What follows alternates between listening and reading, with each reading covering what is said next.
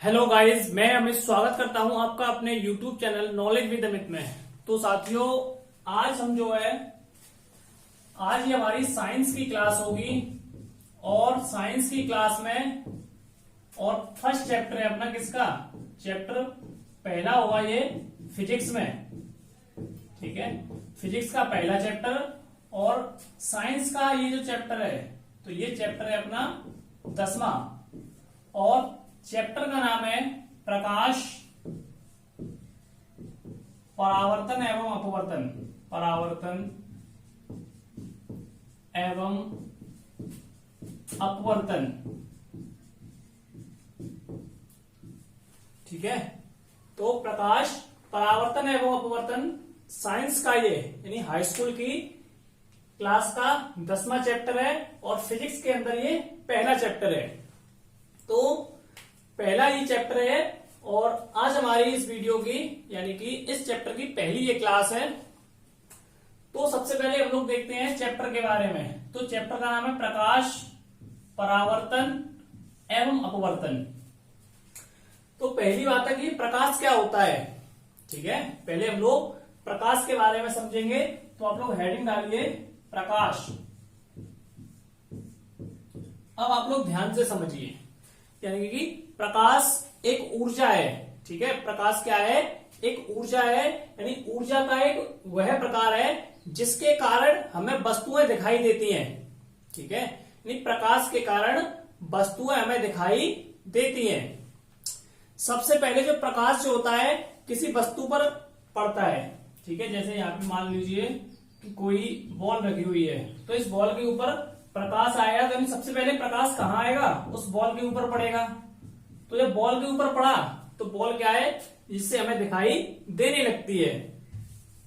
तो प्रकाश की जो डेफिनेशन होती है वह क्या है, प्रकाश एक प्रकार की ऊर्जा है। प्रकाश एक प्रकार की, आप लोग क्लास को ध्यान से देखिएगा, मैं अच्छी तरह से समझाऊंगा आपको। तो प्रकाश एक प्रकार की ऊर्जा है, जिसके कारण हमें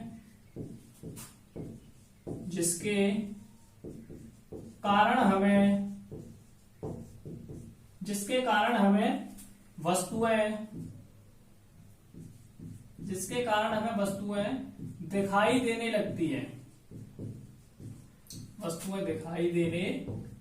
लगती है।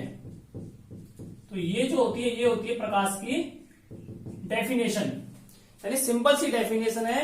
यानी कि प्रकाश एक प्रकार की ऊर्जा है और उस ऊर्जा के कारण हमें क्या होती है, वस्तुएं दिखाई देने लगती हैं। जो कुछ भी हमें दिखाई दे रहा है, मोबाइल, हाथ में हमारे में पेन है, कॉपी है, जो कुछ भी हमारे चारों तरफ दिखाई दे रहा है, आसमान, सूरज, चांद, तारे, तो जो कुछ भी हमें दिखाई देता है तो वो किसके कारण दिखाई देता है, प्रकाश के कारण। और प्रकाश क्या है, एक प्रकार की ऊर्जा है और इसके कारण हमें वस्तुएं दिखाई देने लगती हैं।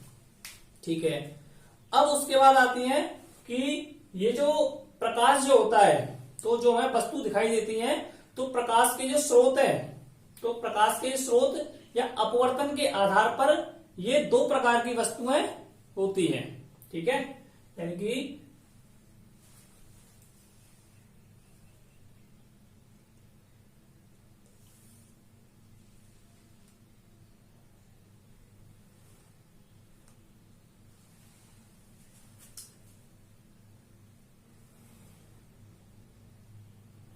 देखिए प्रकाश जो होता है, प्रकाश हमें स्वयं दिखाई नहीं देता।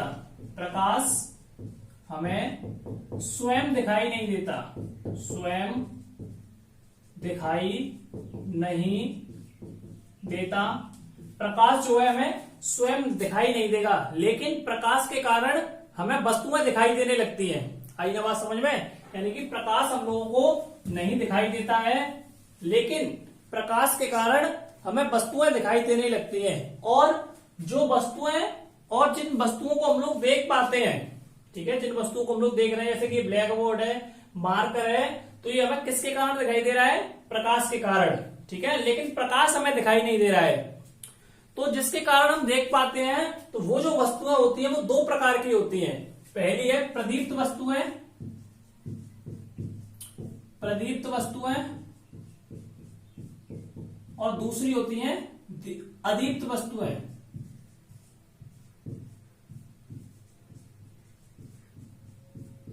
प्रदीप्त और अदीप्त।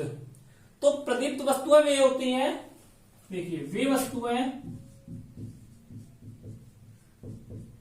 वस्तुएं जो स्वयं प्रकाश उत्पन्न करती है, जो स्वयं प्रकाश उत्पन्न करती हैं, वे वस्तुएं जो स्वयं प्रकाश उत्पन्न करती हैं प्रदीप्त वस्तुएं कहलाती हैं। प्रदीप्त वस्तुएं कहलाती हैं।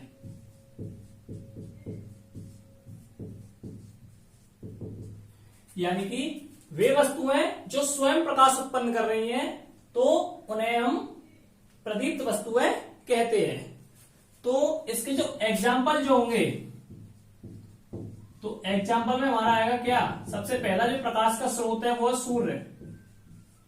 ठीक है, सूर्य आ जाएगा। तो वे वस्तुएं जो स्वयं प्रकाश उत्पन्न करती है, यानी सूर्य का क्या है, अपना प्रकाश होता है, सूर्य किसी और से प्रकाश नहीं लेता। वे वस्तुएं जो स्वयं प्रकाश उत्पन्न करती हैं प्रदीप्त वस्तुएं कहलाती हैं। सिंपल सी डेफिनेशन है। तो सूर्य हो गया, बल्ब, मोमबत्ती आदि। तो पहली जो हेडिंग है, वे वस्तुएं जो स्वयं प्रकाश उत्पन्न करती हैं प्रदीप्त वस्तुएं कहलाती हैं। जैसे सूर्य, बल्ब, मोमबत्ती, तो इनका क्या है, इनका खुद का प्रकाश होता है, ये किसी और दूसरे से प्रकाश नहीं लेते। ठीक है, तो जिन वस्तुओं का खुद का प्रकाश होता है प्रदीप्त वस्तुएं कहते हैं। एग्जाम्पल आए तो सूर्य, बल्ब, मोमबत्ती, तो ये हमारे प्रदीप्त वस्तुओं का एग्जाम्पल हो जाएगा। अब नेक्स्ट हेडिंग है हमारी अदीप्त वस्तुएं।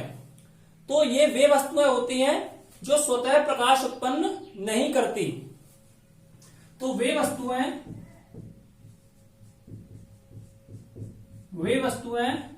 जो स्वयं प्रकाश उत्पन्न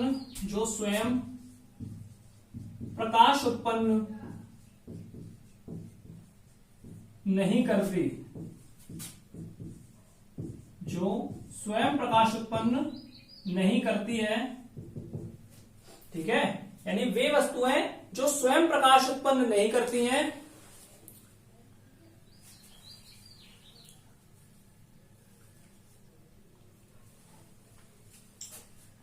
लेकिन प्रदीप्त वस्तुओं के अपवर्तन के कारण दिखाई देने लगती है। यानी प्रदीप्त वस्तुओं के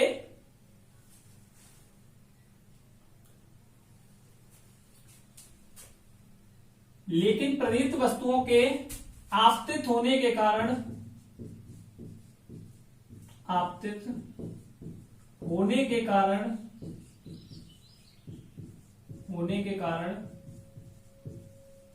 दिखाई देने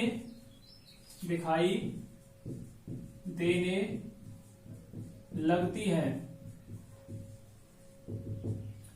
देखिए, वे वस्तुएं जो स्वयं प्रकाश उत्पन्न नहीं करती, यानी कि इनका खुद का प्रकाश नहीं होता, लेकिन प्रदीप्त वस्तुओं के आपतित होने के कारण, लेकिन जैसे ही इनका प्रकाश पड़ा, जैसे कि सूर्य का प्रकाश पड़ा, अब जैसे सूर्य का प्रकाश इस मार्कर के ऊपर पड़ रहा है या इस बल्ब का जो प्रकाश सूर्य के ऊपर पड़ रहा है, तो जिसके कारण आप लोगों को ये मार्कर दिखाई दे रहा है। ठीक है, और या किसी और के कारण, यानी कि जिनके ऊपर प्रकाश पड़े, वे वस्तुएं जो स्वयं प्रकाश उत्पन्न नहीं करती, यानी मार्कर के अंदर अपना कोई प्रकाश नहीं है, इस बोर्ड के अंदर अपना कोई प्रकाश नहीं है, तो ये हमें किसके कारण दिखाई दे रहा है, इस कमरे में बल्ब लगे हुए हैं, तो बल्ब के कारण हमें ये दिखाई दे रहा है।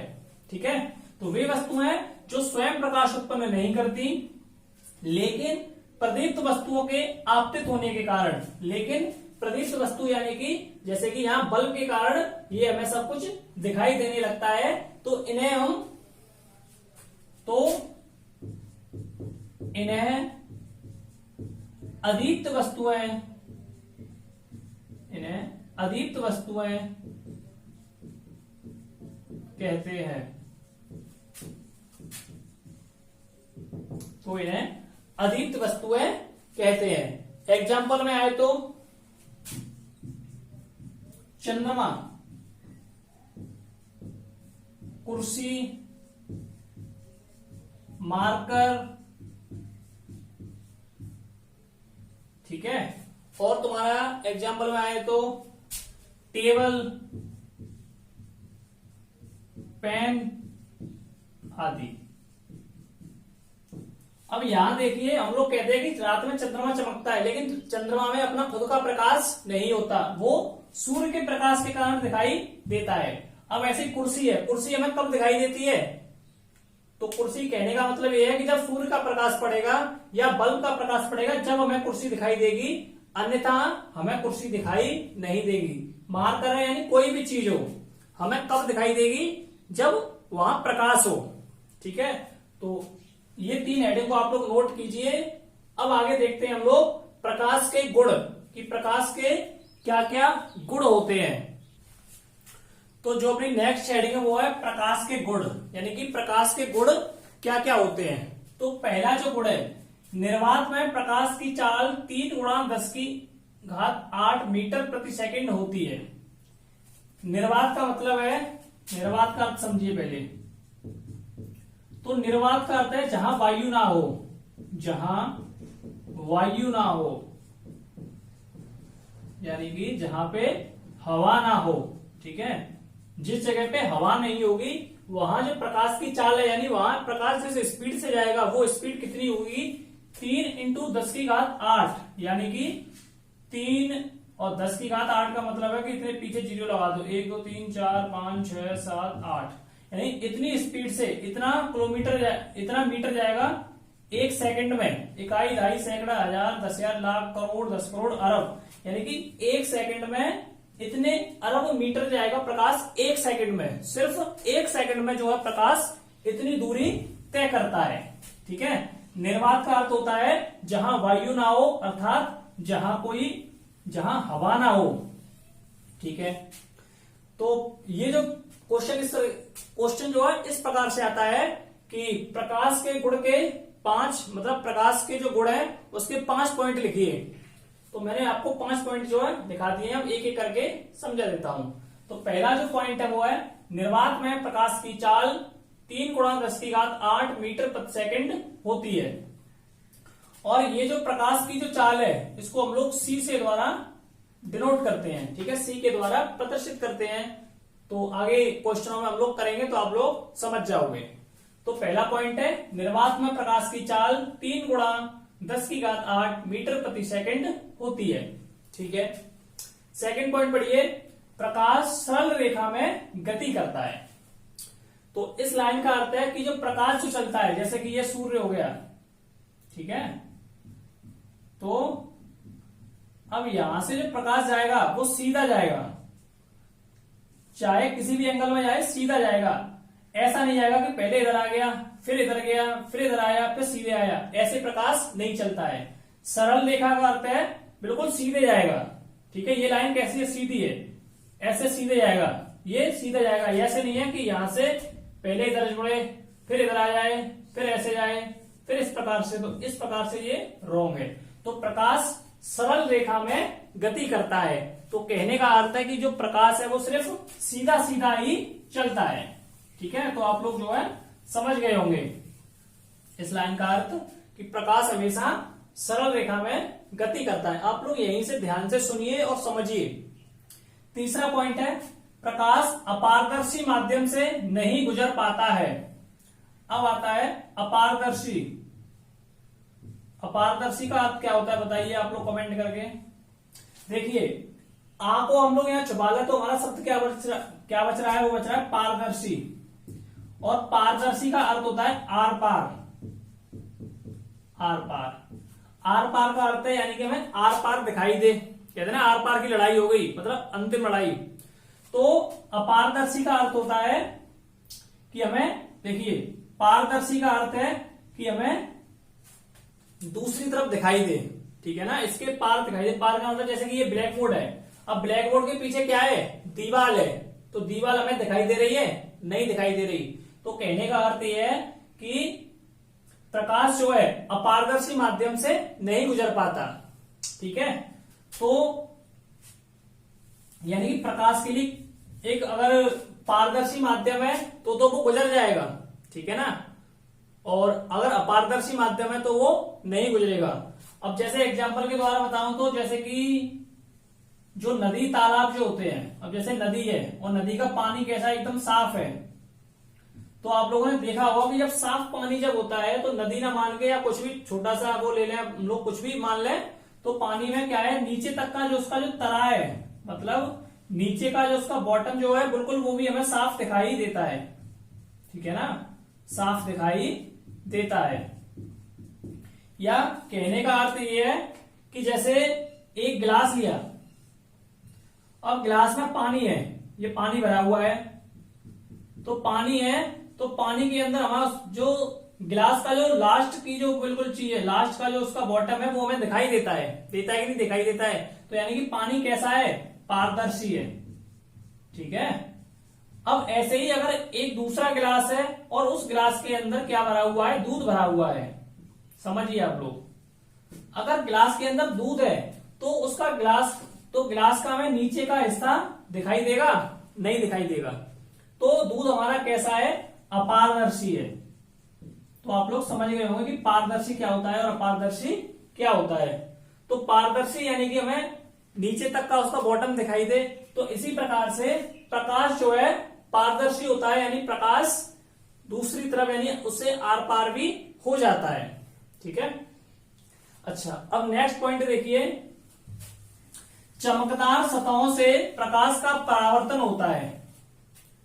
चमकदार सतह का अर्थ है कि जैसे बाहर आप लोगों ने कभी ऐसा किया होगा कि बाहर जैसे धूप निकल रही हो और हमारे हाथ में शीशा आ जाए, तो हम लोग क्या करते हैं, शीशे को, जैसे कि प्रकाश सामने की तरफ से आ रहा है तो हमने शीशा लिया, तो शीशा लेने का जैसे यहां से प्रकाश टकराएगा तो दूसरी तरफ ठीक उसी प्रकार से, जैसे कि ये मानिए ये हमारा शीशा हो गया, अब यहां से प्रकाश आया और प्रकाश इस जगह टकराया, तो टकराने के बाद जैसे ये इसकी दिशा हो गई, इधर जा रहा है, तो यहां टकराने के बाद इस प्रकार से प्रकाश जो है वापस चला जाता है।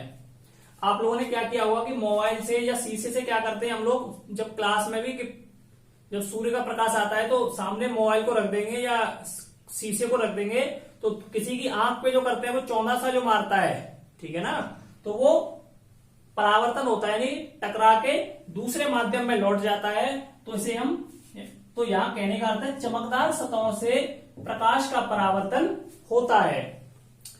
अब देखते हैं हम लोग अपनी नेक्स्ट हेडिंग। तो नेक्स्ट है श्वेत प्रकाश 7 रंग का होता है। श्वेत का अर्थ है यानी कि सफेद। तो जो व्हाइट प्रकाश जो होता है वो 7 रंग का होता है। तो वो 7 रंग कौन कौन से होते हैं, तो यही वो 7 रंग है जो आप लोगों ने इंद्रधनुष में देखे होंगे, ठीक है। जो इंद्रधनुष जो बनता है तो वो इन्हीं 7 रंगों का बनता है। तो देख लीजिए कौन कौन सा है। पहला है वी यानी कि वॉयलेट, ठीक है। दूसरा इंडिगो, तीसरा बी से ब्लू, फिर जी से ग्रीन, येलो। तो इंद्रधनुष जो होता है इन्हीं रंगों का बना हुआ होता है। ओ से ऑरेंज और रा से आर से रेड। तो इंद्रधनुष जो होता है वो इन्हीं 7 रंगों का बना हुआ होता है। तो ये जो 5 पॉइंट है, निर्वात में प्रकाश की चाल 3 × 10⁸ मीटर प्रति सेकंड होती है। प्रकाश सरल रेखा में गति करता है। प्रकाश अपारदर्शी माध्यम से नहीं गुजर पाता है। चमकदार सतहों से प्रकाश का परावर्तन होता है। श्वेत प्रकाश 7 रंग का होता है। तो ये हमारी हेडिंग होगी प्रकाश के गुण की, यानी प्रकाश में क्या क्या गुण होते हैं वो मैंने आप लोगों को अच्छी तरह से समझा दिए हैं। और अब हमारी जो नेक्स्ट हेडिंग है वो है प्रकाश की किरण, यानी रे ऑफ लाइट। तो अब देखिए आप लोग प्रकाश की किरण हेडिंग को। तो अब जो नेक्स्ट हेडिंग है वो है प्रकाश की किरण, यानी कि प्रकाश की किरण या प्रकाश किरण हम किसे कहते हैं, इसका एक और नाम है या प्रकाश किरण। प्रकाश किरण देखिए किसी समांग माध्यम में, समांग का मतलब है कि एक जैसा ही माध्यम हो, ठीक है, समांग का अर्थ है एक जैसा, ठीक है, अपने जैसा कह लो या एक जैसा। तो किसी समांग माध्यम में प्रकाश एक बिंदु से दूसरे बिंदु तक, यानी कि जैसे ये प्रकाश है और यहां से यहां तक आना चाहता है, ठीक है, तो ऐसे करके आएगा कि नहीं आएगा भाई। हम लोग यहां हैं, यहां हमारा ये कहो कि ये हमारा घर हो गया और हमें बगिया पे जाना है और जाने का रास्ता ये है। तो ये जो रास्ता है इसी को हम क्या कहते हैं, किरण कहते हैं, या अपनी भाषा में कहे तो हमारा रास्ता हो गया। और यहां इस डेफिनेशन में कहे तो जैसे किसी समान माध्यम में प्रकाश एक बिंदु से दूसरे बिंदु तक, यानी कि एक बिंदु से दूसरा बिंदु, जैसे हमें बाजार जाना है, ठीक है, तो एक बिंदु से दूसरे बिंदु तक जिस मार्ग से होकर गुजरता है, तो ये जिस रास्ते से होकर गुजरता है तो उसे प्रकाश की किरण कहते हैं। तो उसे हम क्या कहेंगे, उसे हम प्रकाश किरण कहते हैं। आगे बात समझ में, यानी कि किसी माध्यम में प्रकाश को एक बिंदु से दूसरे बिंदु तक जाने के लिए, ठीक है ना। अब जैसे हम यहाँ हैं, कहा, अपने घर पे, और घर से हमें स्कूल में जाना है और स्कूल जाने का एक ही रास्ता है, एक ही रास्ता है, और वो रास्ता ये वाला है, ठीक है, ये रास्ता है। तो ये जो रास्ता है, इसी रास्ते को हम लोग क्या कहते हैं, इसी रास्ते को हम लोग प्रकाश किरण कहते हैं, ठीक है। किसी समान माध्यम में प्रकाश एक बिंदु से दूसरे बिंदु तक जाने में जिस रास्ते से होकर गुजरता है, या जिस मार्ग से होकर गुजरता है, या जिस ऋजु रेखीय मार्ग से होकर गुजरता है, उसे हम प्रकाश की किरण कहते हैं, ठीक है। अब नेक्स्ट हेडिंग है एक ही दिशा में जाने वाले। यहां कह रहा है एक ही दिशा में जाने की बात कर रहा है, ठीक है। तो एक ही दिशा में जाने वाले प्रकाश किरण के समूह को, यानी कि एक ही दिशा में जाए, जैसे यहां एक ही तरफ जा रहा है, ठीक है। अब जैसे एक इधर जाए, एक इधर जाए, एक इधर जाए, एक इधर जाए, एक इधर जाए, तो यहां कह रहा है एक ही दिशा में, ठीक है। ये हमारा कैसा है, एक ही दिशा में जा रहा है, ठीक है, एक ही दिशा में, एक ही दिशा में जाने वाले प्रकाश किरण के समूह को, यानी कि ये समूह हो गया, बहुत सारे लोग एक ही जगह जाए, ठीक है। अब जैसे बच्चे, बहुत सारे बच्चे एक ही क्लास में पढ़ते हैं, और भी सारे बच्चे एक ही विद्यालय में पढ़ते हैं, ठीक है ना, एक ही सारे बच्चे एक ही पार्क में खेलते हैं। तो यहां बात की गई है एक ही दिशा में, यानी एक ही दिशा में जा रहे हैं सभी लोग, तो एक ही दिशा में प्रकाश किरण के समूह को प्रकाश किरण पुंज कहते हैं, ठीक है। यानी एक ही दिशा में जो प्रकाश जा रहा है, तो उस प्रकाश की किरण को हम लोग क्या कहते हैं, प्रकाश किरण पुंज कहते हैं, ठीक है।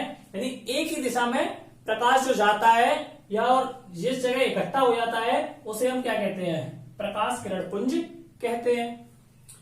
तो ये 3 प्रकार के होते हैं। कितने प्रकार का होता है, 3 प्रकार का होता है, अभिसारी, अपसारी और समांतर। तो ये तीनों कौन कौन से हैं, मैं डेफिनेशन के द्वारा आप लोगों को समझाता हूं। तो अब अपनी जो हेडिंग है वो है अभिसारी।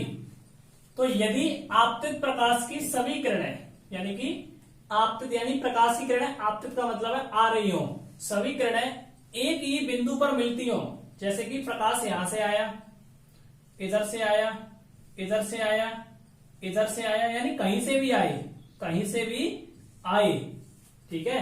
यानी प्रकाश आ रहा हो, आपतित का अर्थ है आना। तो प्रकाश, यदि आपतित प्रकाश की सभी किरणें एक ही बिंदु पर मिलती हैं, एक ये बिंदु है, ओ नाम दे दिया, इस पर सभी क्या है, मिल रही हैं, तो उसे अभिसारी किरण पुंज कहते हैं, ठीक है।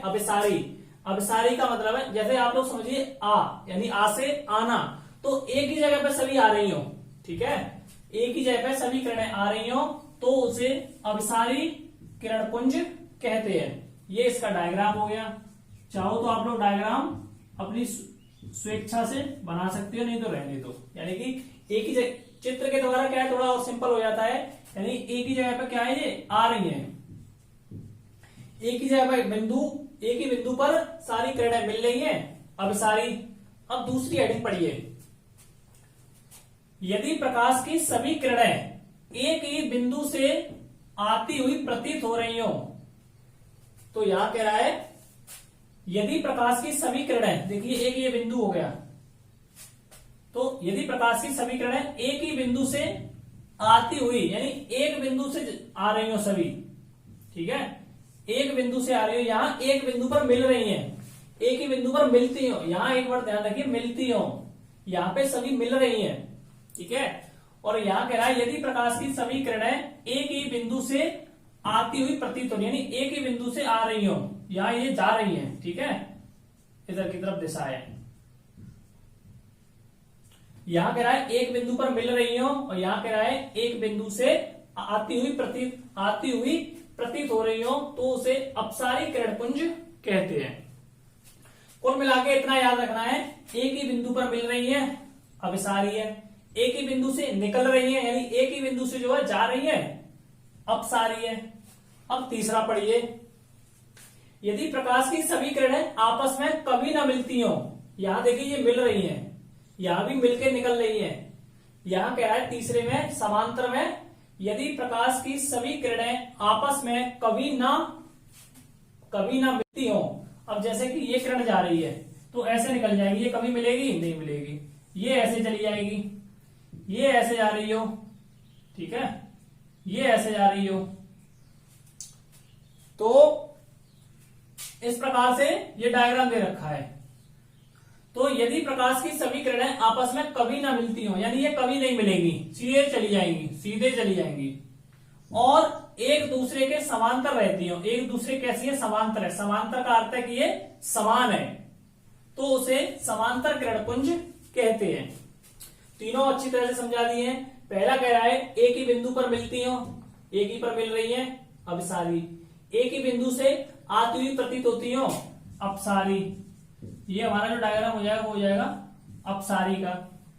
तीसरा है एक ही बिंदु पर, क्या कह रहा है, एक ही बिंदु पर कभी ना मिलती हो, ठीक है, तो ये हो जाएगा समांतर का। आप लोग डायग्राम चाहो तो डायग्राम बना लेना, नहीं तो इसी तरह समझ में आ जाएगा। अब जो हमारी नेक्स्ट हेडिंग है, इंपॉर्टेंट हेडिंग है, वो है प्रकाश का परावर्तन। तो इसको आप लोग नोट कीजिए। अब जो हमारी हेडिंग है वो है प्रकाश का परावर्तन। देखिए इंपॉर्टेंट हेडिंग है ये, इसको आप लोग इंपॉर्टेंट डाल लो पहले, ठीक है। चलिए पहले मैं आपको डेफिनेशन समझाऊंगा, और डेफिनेशन के थ्रू आपको चित्र भी समझना है, चित्र के द्वारा आप लोग अच्छी तरह से इसको याद कर लोगे। देखिए तो सबसे पहले कह रहा है प्रकाश का किसी चिकने या पॉलिशदार सतह से, कहने का मतलब है किसी चिकना या पॉलिशदार सतह, यानी कि शीशा जो होता है हमारा, शीशा कैसा होता है, इस प्रकार से होता है, यानी कि उसका आगे का जो हिस्सा होता है वो कैसा होता है, चिकना होता है, ठीक है, जिसमें हम अपना मुंह देखते हैं वो चिकना होता है, और पीछे उसके क्या होती है, पॉलिश होती है, पीछे पीले कलर की एक पॉलिश होती है, ये आप लोग जानते होंगे, ठीक है। तो प्रकाश का किसी चिकने या पॉलिशदार सतह से, जैसे कि ये प्रकाश, जैसे ये शीशा है, ठीक है, तो आप लोग चित्र में देखिए, ये जो हमारा ये शीशा है, ठीक है, ये पीछे वाला, ये तो आगे वाला हिस्सा है जिसमें मुंह देखते हैं ऊपर का, ये नीचे का वो हिस्सा है जो पॉलिशदार सतह है, पीछे जो पॉलिश होती है वो है। ये हमारा M1 और M2 क्या हो गया, शीशा हो गया, यानी दर्पण हो गया, ठीक है। आपको एक एक लाइन पढ़ो और फिर चित्र को समझो। तो प्रकाश का किसी चिकनी या पॉलिशदार सतह से, जैसे हमारी चिकनी या पॉलिशदार सतह हो गई, टकराकर, यानी ये प्रकाश आया यहां से, आपतित कण यहां आया और टकराने के बाद वापस उल्टा लौट जाता है उतने ही कोण में। मैंने आपको बताया था कि हम लोग क्या करते हैं, जैसे प्रकाश आता है तो हम लोग शीशा आगे रख देते हैं, तो दूसरे के ऊपर जो मुंह पे जो मारते हैं, तुम लोगों ने किया होगा जब बचपन में हम जो खेल करते हैं, तो वही चीज है यहाँ पे भी। तो प्रकाश का किसी चिकने या पॉलिशदार सतह से टकराकर, यानी यहां से प्रकाश आया और बिंदु यहाँ पे बी पे टकराया, तो ए और बी के वजह टकराया, टकराकर यहाँ पे वापस लौट गया। देखिए इधर से आ रहा है और ये जा रहा है, तो टकराकर उसी माध्यम में लौटने की क्रिया को प्रकाश का परावर्तन कहते हैं। यानी कि यहां पे सिंपल से अपनी हेडिंग खत्म होती है, प्रकाश का परावर्तन। यानी कि प्रकाश का किसी चिकनी या पॉलिशदार सतह से टकराकर वापस उसी माध्यम में लौटना प्रकाश का परावर्तन कहलाता है। ठीक है, यानी ये टकराया और टकराने के बाद वापस लौट गया, तो यही हमारा क्या कहलाएगा, परावर्तन कहलाता है। और पहले आप लोग याद रखेंगे कि शीशा है, तो प्रकाश का किसी चिकनी या पॉलिशदार सतह से टकराकर वापस उसी माध्यम में लौटना प्रकाश का परावर्तन कहलाता है। ठीक है, इतनी बात आपकी समझ में आ गई। फिर कह रहा है तथा उस तल को परावर्तक तल कहते हैं। यानी कि ये वाला जो हिस्सा है, इस हिस्से को हम लोग कहते हैं परावर्तक तल। ठीक है, यानी कि M1 और M2 ये हमारा क्या हो जाएगा, परावर्तक तल हो जाएगा। तथा उस तल को परावर्तक तल कहते हैं। समझिए, पहले कह रहा है यानी कि प्रकाश किसी चिकनी या पॉलिशदार सतह से टकराकर लौट जाता है, तो वो जो लौटता है उसी को हम लोग प्रकाश का परावर्तन कहते हैं। तथा उस तल को परावर्तक तल कहते हैं। इतनी बात समझ में आ गई। आगे देखिए, प्रकाश की किरण एवी यानी ए और बी, प्रकाश की किरण एवी बिंदु बी पर आपतित होती है। यानी प्रकाश की किरण एवी और ये बिंदु बी पर आपतित का मतलब है कि इस पर ये आ रही है, यानी बिंदु बी पर ये जो किरण है वो आ रही है। ठीक है, तो आ गई। तथा यानी बी पर आपतित होती है, यानी बी पर ये आती है। तथा दर्पण से टकराकर, यानी यहां से आने के बाद ये शीशा है हमारा बी, और यहां से टकराने के बाद बीसी दिशा में परावर्तित हो जाती है। यानी कि ये आ रही है तो आपतित और जा रही है तो परावर्तित। हेडिंग है हमारी परावर्तन, तो परावर्तन का अर्थ होता है अपने से दूर जाना। यानी कि प्रकाश जब किसी चिकनी या पॉलिशदार सतह से टकराता है और टकराने के बाद उसी माध्यम में लौट जाता है, इसी को हम लोग परावर्तन कहते हैं। तो वो जिस वस्तु से टकराता है, ठीक है, जिस चीज से वो टकराता है वो परावर्तक तल कहलाता है। और ए और बी बिंदु बी पर आपतित होती है, और आपतित होने के बाद बी सी पर जो है, यानी बी सी की दिशा में परावर्तित हो जाती है। यानी ए बी आपतित होती है और आपतित होने के बाद बी सी की दिशा में परावर्तित हो जाती है। चलिए, फिर कह रहा है किरण ए बी को आपतित, यानी ए और बी जो किरण है इसको हम लोग कहते हैं आपतित किरण। किरण बी सी को परावर्तित किरण। ये वाली जो रेखा है या ये वाली जो किरण है इसे हम कहते हैं परावर्तित किरण। बी और सी को परावर्तित किरण। तथा बिंदु बी को आपतन बिंदु, ये जो बिंदु है बिंदु बी को हम लोग कहते हैं आपतन बिंदु। यानी कि इस पर आ रहा है और आने के बाद इसी से जा रहा है, तो इसे हम कहेंगे आपतन बिंदु। आपतन बिंदु बी से लंबवत रेखा एनवी, यानी कि यहां से एक जो सीधी रेखा जा रही है लंबवत रेखा। लंबवत का मतलब है कि सीधी रेखा हो, बिल्कुल कहीं भी मुड़े नहीं, तो ये सीधी रेखा है, तो इसको हम लोग कहते हैं अभिलंब। तो आपतन बिंदु बी से लंबवत रेखा एनवी को अभिलंब कहते हैं। ठीक है, यानी एनवी को इसको हम लोग कहेंगे अभिलंब। आपतित किरण एवी और अभिलंब के बीच बना कोण आपतन कोण आई। देखिए, आपतित किरण एवी और एनवी, इन दोनों के बीच में ये कोण बनना है, इस कोण का नाम है आपतन कोण। यानी इतना हिस्सा ये वाला चाहो तो ये जो हिस्सा, ये जो कोण बनना है, इस कोण को हम लोग कहते हैं आपतन कोण। अभी आप लोग कहेंगे कि सर इसे क्यों समझा रहे हो, तो जब न्यूमेरिकल आएंगे तो क्वेश्चन में दे रखा होगा कि अभिलंब दे रखा है और कि आपतन कोण दे रखा है, तो ये सारी चीजें हमें निकालनी पड़ेंगी। तो इसलिए आप लोग समझिए पहले कि आपतित किरण, ये जो रेखा आ रही है इसे आपतित किरण कहते हैं। ये जो रेखा जा रही है इसे परावर्तित किरण कहते हैं। ये जो तल है इसे परावर्तक तल कहते हैं। ये इधर का ये जो हिस्सा है इसे आपतन कोण कहते हैं। ये जो वाली जो लाइन है इसे अभिलंब कहते हैं। ये वाला जो हिस्सा है इसे परावर्तन तल कहते हैं। पहले आप लोग चीजों को समझिए। तो आपतन बिंदु बी से अविलंब रेखा एनबी को अविलंब कहते हैं, यानी इसको हम लोग अविलंब कहते हैं। आपतित किरण एबी और अविलंब के बीच, यानी आपतित किरण और अविलंब के बीच बना कोण आपतन कोण, और इसको हम लोग आई से लिखते हैं, ठीक है, आई से। तथा परावर्तित किरण, यानी ये वाली किरण, परावर्तित किरण बीसी और अविलंब के बीच, यानी कि बी और सी और एन और बी, एन भी हमारा क्या है, अविलंब है, इन दोनों के बीच बना कोण परावर्तन कोण, यानी इस वाले हिस्से को, इस हिस्से को हम लोग कहते हैं परावर्तन कोण। इसे आर द्वारा प्रदर्शित करते हैं, ये तो परावर्तन कोण कहलाता है। अब हमारी जो लास्ट हेडिंग है वो है परावर्तन के नियम, यानी प्रकाश का जो परावर्तन होता है तो उसके नियम क्या क्या है देखिए। अब जो हमारी हेडिंग है वो है परावर्तन के नियम।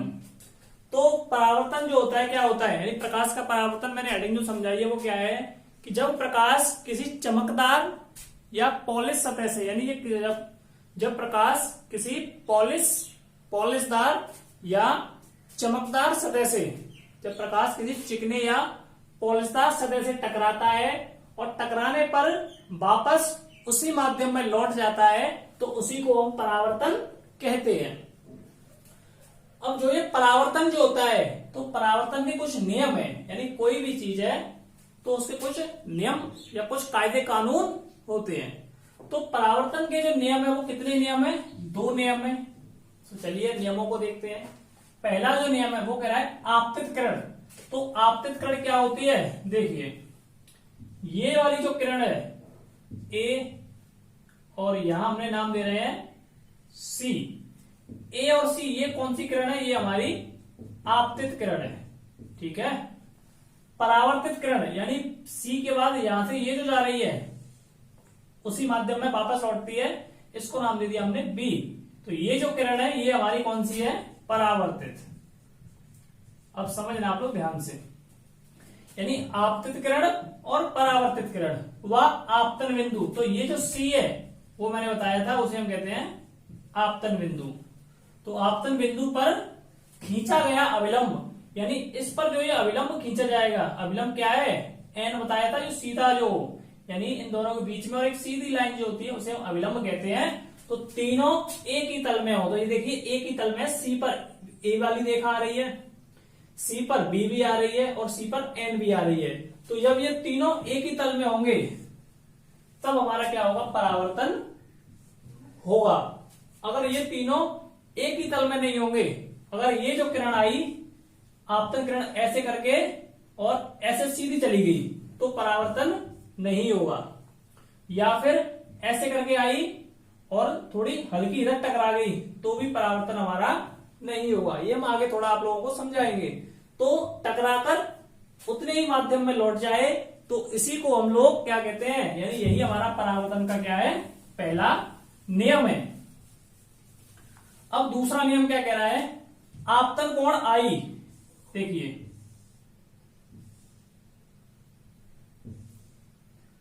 सीधी रेखा आ जानी है, ये है। तो ये वाला जो आई और इधर है आर, तो आई और परावर्तन कोण आर सदैव बराबर होता है, यानी कोण आई बराबर हो किसके, कोण आर के। यानी ये दोनों, अगर देखिए ये अगर ये हमारा 45 का है, 45 डिग्री का है, तो ये भी 45 डिग्री का हो, जब ये दोनों कोण बराबर होंगे तो हमारा क्या होगा, परावर्तन होगा। अगर ये दोनों कोण बराबर नहीं होंगे तो हमारा परावर्तन नहीं होगा।